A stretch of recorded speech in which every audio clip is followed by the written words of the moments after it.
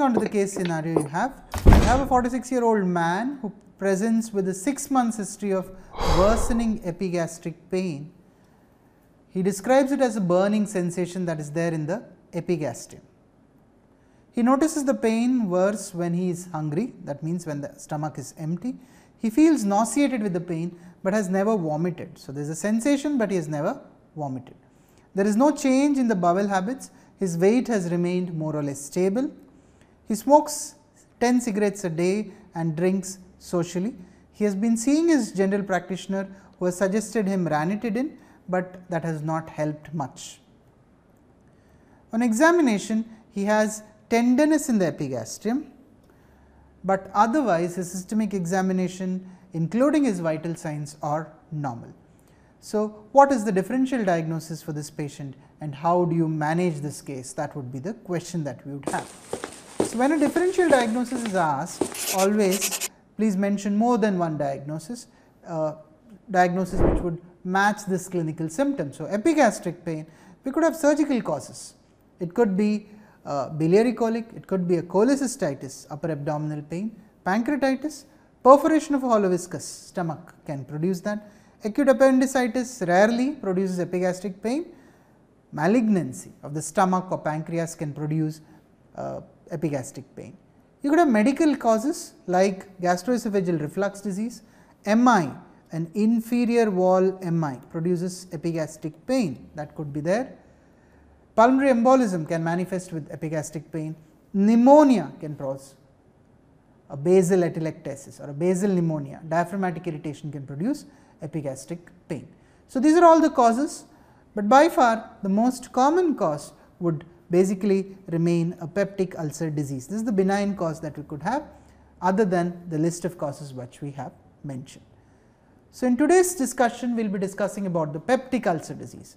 Earlier the description for this was called as an acid peptic disease, because the basic etiology was thought to be related to increased acid production. But now we know it is not only acid, you have the organism, that is the Helicobacter pylori, which is an important etiology. So, the present terminology for this is peptic ulcer disease. So, it is an ulcer, as you know the definition of an ulcer is a breach in continuity. So, here is an ulcer in the gastrointestinal tract where there is a break in the lining of the mucosa to an appreciable depth. It might be going as down as a submucosal level. So, that is an ulcer.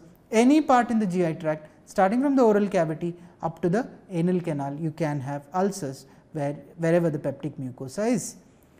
So, we have an increased incidence in males, almost 12% of males and 10% of females develop peptic ulcer disease. The most common site is the duodenum, and the first portion of the duodenum is the most common site that we get this. Stomach, the lesser curvature of the stomach, that is where you can have. It could be described as a proximal ulcer which is located in the body of the stomach, a distal ulcer where it is located in the antrum or the angulus of the stomach. You can have at the gastroesophageal junctions also ulcers located.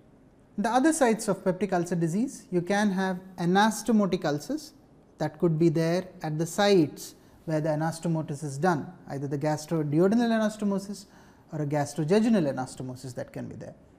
We can get multiple ulcers, that is very pathognomonic of a syndrome called as Zollinger-Ellison syndrome.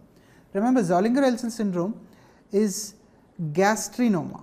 This is a tumor of the gastrin producing cells which is occurring in the pancreas. It is characterized by 3 R's, remember, recurrent, recalcitrant and resistant. These are the 3 words you have to remember.